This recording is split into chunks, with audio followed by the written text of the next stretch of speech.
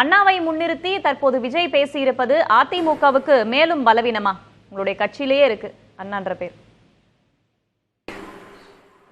இல்லை, அது கட்சியில் இருக்குது அப்படிங்கிறது ஆக்சுவலாக என்னென்னா, அண்ணாவை ஏன் அதிமுக முன்னிலைப்படுத்துறது காரணம் திமுக போல் திமுக ஒரு சர்வாதிகார கட்சி ஆகிவிட்டது, முழுக்க முழுக்க கலைஞருடைய கட்டுப்பாட்டில் இருக்கிறது, நாங்கள் எல்லா தொண்டரும் சமமாக நடத்துகிறோம், அதனால தான் நாங்கள் அண்ணாவை முன்னிறுத்துகிறோம், அண்ணா தன்னுடைய தம்பிகளுக்கு எப்படி வழிகாட்டினாரோ அது போல தான் அப்படி சொல்லி தான் அதிமுக ஆட்சி ஆரம்பிச்சது. ஆக்சுவலாக என்னென்னா, அண்ணாதுரைங்கிறது ஒரு கொலாபரேட்டிவ் லீடர், அந்த சென்ஸில் தான் எல்லா கட்சிகளுமே பயன்படுத்திக்கின்றன. இது திராவிட கட்சிகள் மட்டும் இல்லை, நாம் தமிழர் இயக்கங்கள்லாம் கூட அவங்க சொல்கிறது அண்ணாங்கிற கொலாபரேட்டிவ் லீடர். அவர் இதுக்கு முன்னாடி தமிழ்நாட்டு அரசியலில் அது மாதிரியான ஒரு கொலாபரேட்டிவ் லீடர் வந்தது கிடையாது, அதுக்கப்புறம் வரல. ஸோ அதனால தான் அண்ணாதுரையை தொடர்ந்து அவங்க முன்னிலைப்படுத்துகிறாங்க. ஆக்சுவலாக விஜய் செய்ய வேண்டியது அண்ணாவை முன்னிலைப்படுத்துறாங்கன்னா, அண்ணாவுக்கு ஒரு 50 தலைவர்கள் இருந்தாங்க. திமுகவுடைய வளர்ச்சிக்கு முக்கியமான காரணம் 50 தலைவர்கள். அந்த 50 தலைவர்கள் மீது அண்ணாதுரை கொண்டிருந்த மதிப்பு மரியாதை தான் அந்த அதிமுக என்கிற இயக்கத்தை பெரிய அளவு கடைக்கோடி வரை கொண்டு சேர்த்தது. ஸோ அதனால தான் அண்ணா தன்னுடைய தம்பிகளுடன் தொடர்ந்து பாசமாக இருந்தார். அப்படிப்பட்ட தளபதிகள் ஒருவராக தான் கலைஞர் அவர்களும் எம்ஜிஆர் அவர்களும் எஸ்.எஸ். ராஜேந்திரன் அவர்களும் வந்தாங்க. ஸோ இங்கே என்ன பிரச்சனைனா, விஜய் கட்சியை ஆரம்பித்து 1.5 ஆண்டு ஆன பிறகு கூட 2ஆம் கட்ட தலைவர்களே இல்லை.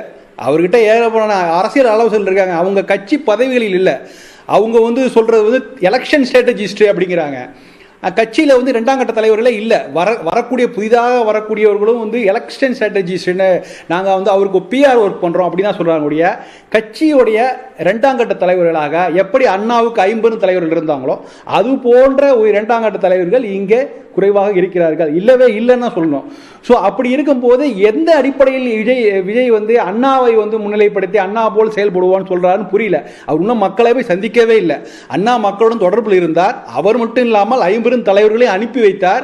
அவர்களுக்கான எந்த விதமான பாரபட்சம் காமிக்காம எல்லாரையும் திருப்திப்படுத்தக்கூடிய இடத்தில் அண்ணாதுரை இருந்தார்.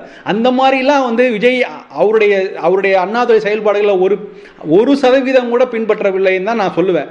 அண்ணாதுரை எழுத்துக்களை படிங்கன்னு சொன்னார், ஆனால் அவர் செயல்பாட்டில் கொண்டு வந்தாரா அப்படிங்கிறலாம் மிகப்பெரிய கேள்விக்குறி. எதனால்? அதாவது விஜய் அண்ணாதுரையை கையாள்வதே இன்சிக்னிஃபிகன்ட். அதில் இந்த கான்டெக்ஸ்டே அடிப்படையில் அவர் என்ன கருத்தின் அடிப்படையில் சொல்றாருங்கிறது எனக்கு மிகப்பெரிய கேள்விக்குறியா இருக்குது. ஆனா ஒருவேளை 2ஆம் கட்ட தலைவர்கள் வேண்டும் அப்படின்னு விஜய் நினைத்திருக்கலாம். மக்களுடன் வாழ் அப்படின்றத கோட் பண்ணி இந்த அண்ணா வழியில தான் நாங்க பயணிக்க போறோம்ங்கறாரு. இல்லை, அது நீங்கள் அண்ணாதுரை மட்டும் இல்லை, பெரிய தலைவர் உலகளாவிய பல தலைவர்கள் சொன்ன விஷயம் தான். ஆக்சுவலாக அண்ணாதுரை அதை செயல்படுத்தி காமிச்சார்.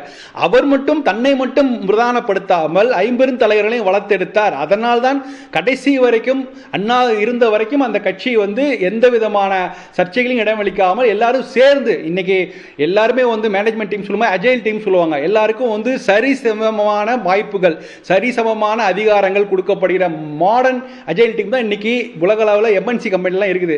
அது போன்ற ஒரு மாடலை தான் அண்ணாதுரை வார்த்தெடுத்தார். அது போன்ற மாடலுக்கு விஜய் பண்ணியிருக்கணும், ஆனால் செய்யவே இல்லை. நீங்க 1.5 வருடங்களாக 2ஆம் கட்ட தலைவர்களும் இல்லை, மாவட்ட பல இடங்கள் நியமிக்கப்படவில்லை. எந்த அடிப்படையில் இவர் போய் மக்களிடம் செல்ல, எந்த அடிப்படையில் மக்களிடம் போய் சேருவார்? இது அதிமுகவுக்கு பலவீனம் இல்லையா? ஏற்கனவே இப்ப 2வது இடத்துல தாவேகா என்பதாக திரு பன்ருட்டி அவர்கள்லாம் சொல்றாங்க. திமுக வெர்சஸ் தாவேகான்னா களம் மாற போகுது அப்படின்னு. அப்ப இது அதிமுகவுக்கு பலவீனம் ஆகாதா அண்ணாவை முன்னிறுத்தி பேசுறது? இல்லை, அதிமுகவுக்கு பலவீனமாக சமீபத்தில் நடந்த சுற்றுப்பயணத்தில் அவர் தன்னை நிரூபித்திருக்கிறார். எடப்பாடி அவர்கள் அவர் கூடிய கூட்டமும் சரி, அவருடைய தொண்டர்கள் மத்தியில் அவர் கிடைக்கிற வரவேற்பு, அவர் மக்கள் மத்தியில் போய் பேசுகிறார். நிஜமாவே மக்கள் மத்தியில் பேசக்கூடிய ஒரே அரசியல் தலைவராக எடப்பாடி அவர்கள் உருவெடுத்திருக்கிறார். அவருக்கு அந்த தன்னம்பிக்கை கை கொடுக்கிறது. மக்களும் அவங்க பேசுறாங்க. நீங்க தலைவர்கள் போய் மக்களை சந்திக்கலாம், மக்கள் எந்த மாதிரி அவங்களை ரெஸ்பாண்ட் பண்றாங்க, தங்களுடைய குறைகளை சொல்றாங்க, அதை அவர் காது கொடுத்து கேட்கிறார். ரொம்ப முக்கியமான விஷயம். அவர் அதற்கான தீர்வுகளை சொல்லுவாரா, இல்லை இதுவரை செய்திருக்கிறாரா, அவர் ஆட்சிக்காலம் செய்திருக்கிறாரா, இல்லை இனிமேல் செய்வாராங்கிறத வேறு விஷயம். ஆனால் அவர் காது கொடுத்து கேட்கிறார். அந்த இடத்தில் விஜய் இருக்கிறாரா? இல்லை. அவர் இன்னும் களத்துக்கு போல, மக்கள் பிரச்சனைகள் தெரியாது. நீங்க இதை மக்கள் பிரச்சனைகளை நீங்க களத்தில் போய் தான் சொல்லணும். பனையூரில் உட்கார்ந்துகிட்டு அதை பத்தி பேசலாம், நிறைய எழுதலாம். ஆனா அவர் சொன்ன எல்லா விஷயமும் இன்னைக்கு 3 நிமிஷம் பேசினது கூட ரொம்ப ஜெனரலைஸான ஸ்டேட்மெண்ட். இது போன்ற ஸ்டேட்மெண்ட் மதுரை மாநாட்டில் அதிமுகவுடைய தலைவர்கள் முன்னாடியே தானே ஒளிபரப்பப்பட்டது, அண்ணாவை பத்தின விமர்சனம் பண்ணப்பட்டது.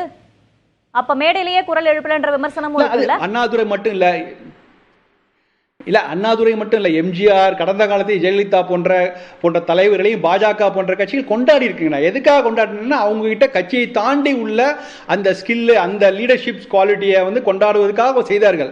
அதற்காக அண்ணாவை கையகப்படுத்தி விட்டதால நம்ம பேச வேண்டிய அவசியமே கிடையாது. அண்ணாங்கிறது இன்னைக்கு தேவை என்னன்னா கொலாபரேட்டிவ் லீடர். அந்த அடிப்படையில் விஜய் சொல்லியிருக்கதா நான் புரிஞ்சுக்கிறேன். அப்படி சொன்னா முதல்ல அவர் தான் ஆரம்பிக்கணும். அவர் தான் முதலே இரண்டாம் கட்ட தலைவர்களை உருவாக்கணும். விஜய்க்கு ஒரு 50 தலைவர்களை உருவாக்கி விட்டு அவர் வந்து இதுவரைக்கும் அண்ணா வழியில் செல்வோம் சொன்னா அது பொருத்தமா இருக்கும் நான் பாக்குறேன். சரி, நம்ம தொடர்ந்து பேசலாம் திரு ராம்கி.